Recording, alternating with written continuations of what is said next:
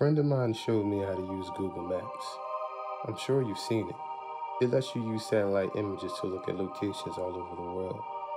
A few years ago, I was in a car accident. Since then, I really don't leave the house that often. It's difficult. And the idea of seeing a car drive by me makes me feel lightheaded. I was fascinated by the fact that I could see all over the world, almost like being there. I could virtually walk down the street, and it almost feels like I was really there. I became instantly hooked. It gave me a real eye on the world. I could go to almost any major city, and I did. I had seen streets in China, Japan, Germany, England, so many places. I had even gone to tourist attractions like the Great Barrier Reef and Dracula's Castle. My favorite was to go to random places in major cities and see how many people and animals I could find. The faces of the people were always blurred to protect their privacy, but it was still enjoyable to see them out there, enjoying their life, walking like it was no big deal. She must have good taste, I laughed. I zoomed in closer and noticed a gray bag she carried on a gray and purple shoulder strap. She was walking in a relaxed manner, one hand trailing the wall beside her.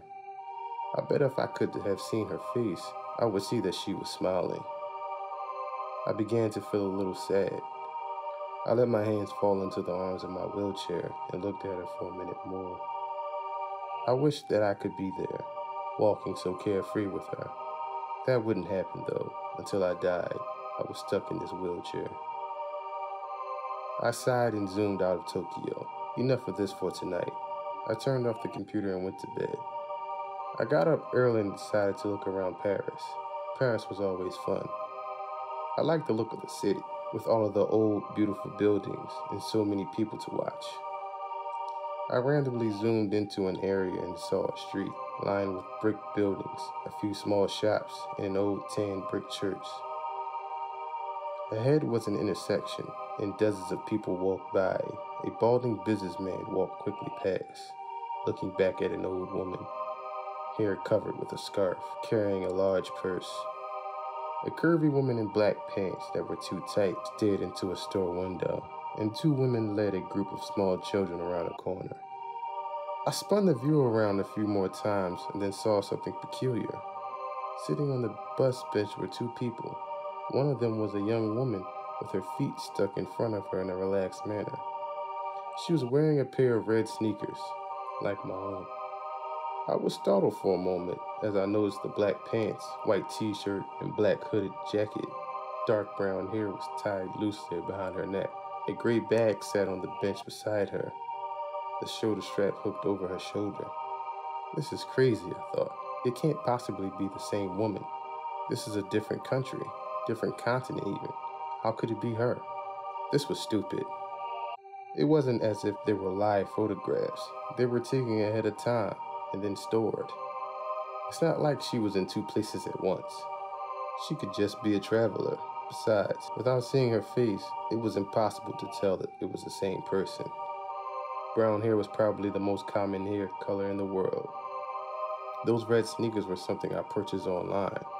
I'm sure a million other people did too. I shook my head and went to fix some lunch. When I got back online, I decided to look at Berlin. I picked a random street, as usual. It looked pretty empty. There were brick buildings lining the street, looking more like factories than anything else. There were also empty lots, full of long grass and piled gravel. There wasn't much to see at all, really. There was a line of motorbikes and a car with two German flags sticking up from it. After more searching, I found one kid. He looked like he was dressed for school, a jacket thrown over his bag. He was intently looking at some kind of mobile device. I was disappointed. I started to leave, but then I caught something out of the corner of my eye. I turned the view, and there they were, those damn red sneakers. She was standing on the street corner, next to some kind of signpost. She had a hand on the post, looking down the street, as if waiting to cross the street. I stared, in shock. How could she be there too? Even if she was traveling, there was no way I would find her every time. Even finding her in Paris would have been one heck of a coincidence. But this was crazy. Was this some kind of joke? Had Google decided to play a prank on its user that used their product so much? It would have been a great joke. I did a quick search, looking for a note about a woman that shows up like Waldo. There was nothing. I looked through articles on strange things you can see on Google Maps, but none of them mentioned the woman that travels the world with you. This was crazy. Had my self-imposed isolation driven me mad? Had I become so lonely that I created a hallucination for myself? Leaving the Berlin image on my screen, I sent a text message to a friend, asking him to look at the locations. I asked him if he saw the same woman. Then I waited, hands sweating, heart thumping in my chest. I jumped when my phone beeped with a return text message 10 minutes later. The text read, "I see the lady you're talking about in Berlin. I didn't see her in Paris or Tokyo. Is this some kind of game or what? Are you okay?" I didn't respond. Instead of returning to the locations in Tokyo and Paris, there she was. She was there, but it was different. She no longer sat on the bus bench in Paris. She was standing in front of it, looking for something in her bag. In Tokyo, she was blocks away, squatting down to pet that calico cat. I shivered. Who was she? What was happening? I switched the map to Brussels.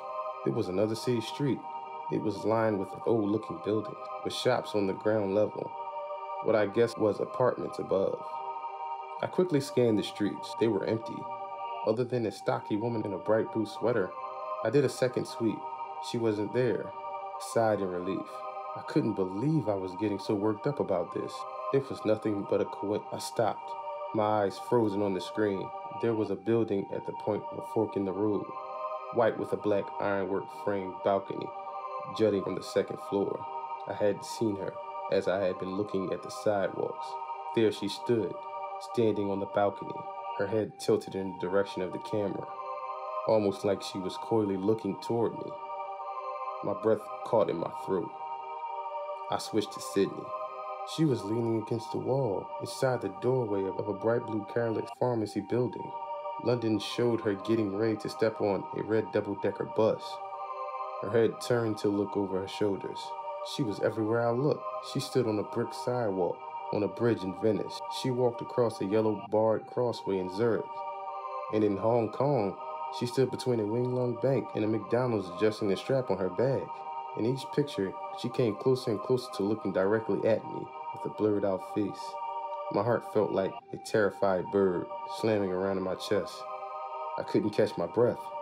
I wasn't sure what to do. I couldn't call the police. Should I send screenshots to Google?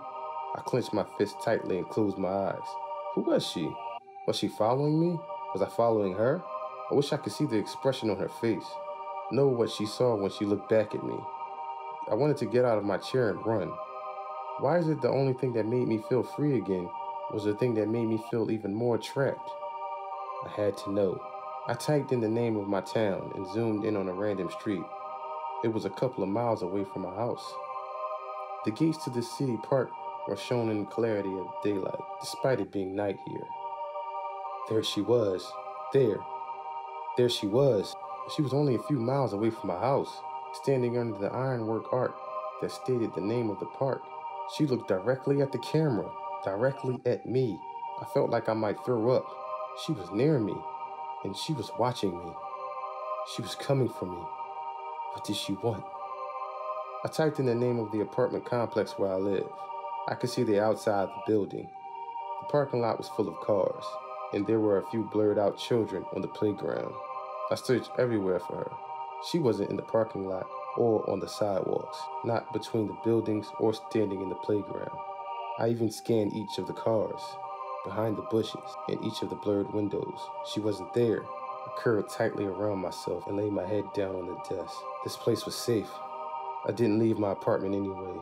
I would never use Google Maps again. I would never see her again. She could stay at the park for all I cared. I smiled to myself and was surprised to find a tear slipping down my face. I'm safe, I said to myself in a whisper. It felt good to hear it out loud. I'm safe. As I said it, there was a knock at the door. A chill ran down my spine. I had a camera hooked to my computer that showed who was at the front door, which made it easier for me with my mobility issues. I reached slowly for the control to show myself who was outside, but my hand trembled furiously. As I touched the control, I realized my mistake. The last of Google images that I had seen had only shown the outside of the building, just the outside. I looked at the screen and saw a woman in a white t-shirt, black pants, black hooded jacket, and carrying a gray bag with purple and gray striped shoulder straps. Of course, there were those red sneakers. She looked directly at the camera, her face still a complete blur. As I tried to stifle a scream, she raised a hand and knocked loudly on my front door.